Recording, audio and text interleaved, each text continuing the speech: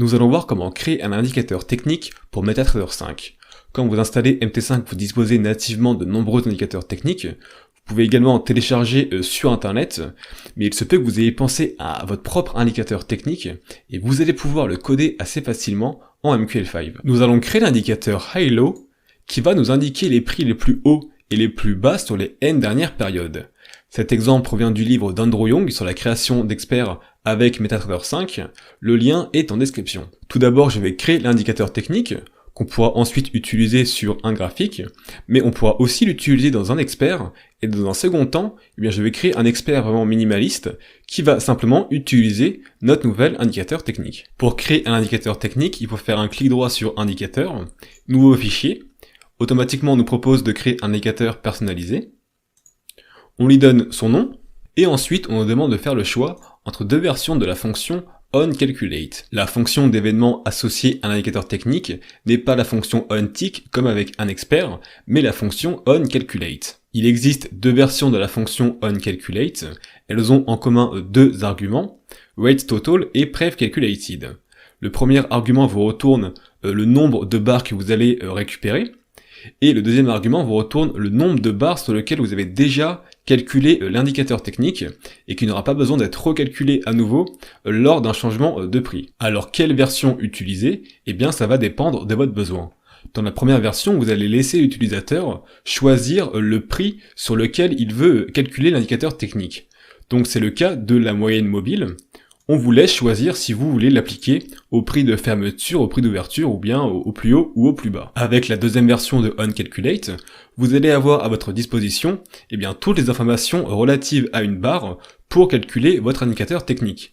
Donc c'est cette version qu'on va utiliser pour créer l'indicateur High-Low, puisqu'on aura besoin de récupérer et les prix les plus hauts et les prix les plus bas. Je sélectionne donc cette version de la fonction onCalculate, puis pour finir, je vais préciser toutes les propriétés visuelles de l'indicateur technique High-Low. Et en faisant ça, l'assistant MQL va générer automatiquement dans le code toutes ces propriétés visuelles, et vous allez voir, il y en a beaucoup, donc c'est un outil qui nous fait gagner beaucoup de temps. Tout d'abord, il faut préciser si notre indicateur technique est directement présent sur le graphique, comme c'est le cas d'une moyenne mobile, ou alors est-ce qu'il a une fenêtre séparée, comme c'est le cas avec le RSI. Et ensuite, vous allez pouvoir préciser les propriétés visuelles de tous les composants de l'indicateur technique. Donc nous, on en aura deux, une courbe pour préciser les prix les plus hauts, et une courbe pour indiquer les prix les plus bas. Pour chaque composant, il faut préciser le label, son type, donc vous avez beaucoup de choix.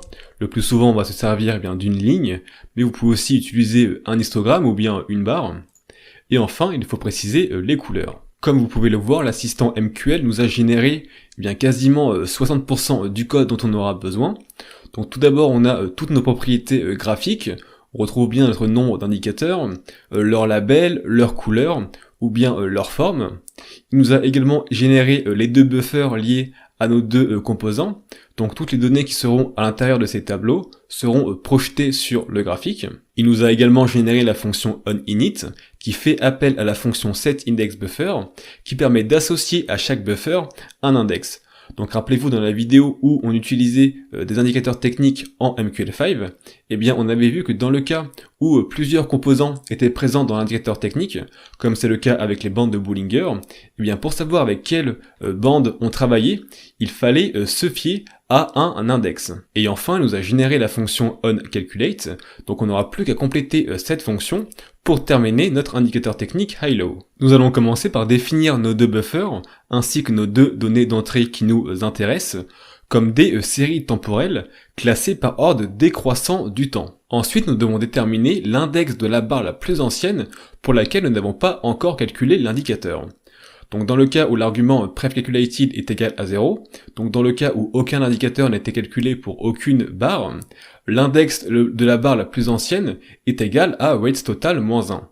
Pourquoi moins 1? Puisque les données sont restituées dans des tableaux, et qu'en programmation, le premier élément d'un tableau est à l'index 0. Mais dans le cas où il y a déjà eu un calcul d'effectué pour déterminer l'indicateur sur certaines barres, alors l'index de la barre la plus ancienne pour laquelle il faut faire le calcul est égal à rateTotal moins prevCalculated moins 1. Enfin, nous allons calculer la valeur de l'indicateur pour toutes les barres manquantes. Donc je vous le rappelle, l'indicateur high-low va nous préciser les prix les plus hauts et les plus bas sur les n dernières périodes.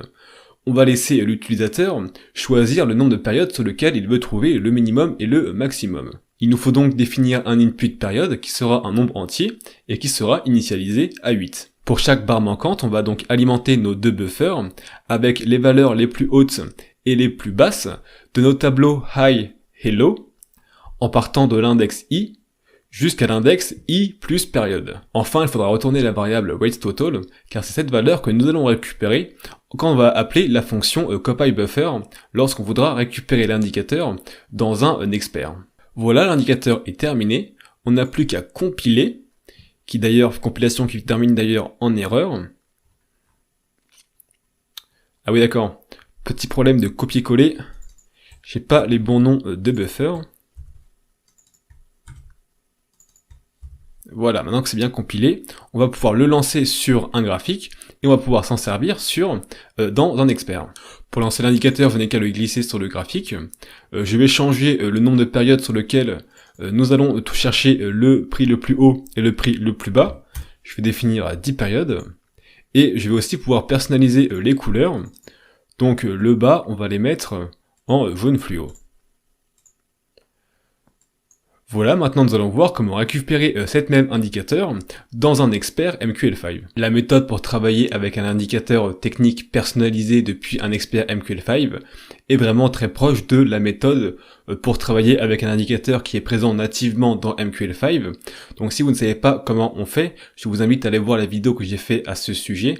Le lien est en description. La seule différence qu'il y a, c'est que pour récupérer la définition de notre indicateur personnalisé, il faut faire appel à la fonction iCustom qui prend en argument le symbole, la timeframe et le chemin de notre indicateur. Il faut préciser le chemin depuis la racine d'indicateur. Donc si par exemple notre fichier high-low avait été placé dans le dossier examples, le chemin aurait été indicators examples high-low.x5. À noter qu'il faut bien importer l'exécutable et non le fichier de code. Enfin, il faut préciser à la suite tous les inputs de l'indicateur. Je vais donc lancer un backtest pour tester ce petit expert. Et voilà, dans notre expert, nous avons bien récupéré notre indicateur personnalisé. Voilà, c'est la fin de cette vidéo, j'espère qu'elle vous a plu. Je vous rappelle que tout le code que j'écris est disponible sur GitHub, le lien est en description. Pour ne rien rater, n'hésitez pas à vous abonner à ma chaîne YouTube ou alors à me suivre sur Instagram. Et si vous voulez parler de trading algorithmique en français, vous pouvez aussi rejoindre mon groupe Facebook, le lien est aussi en description.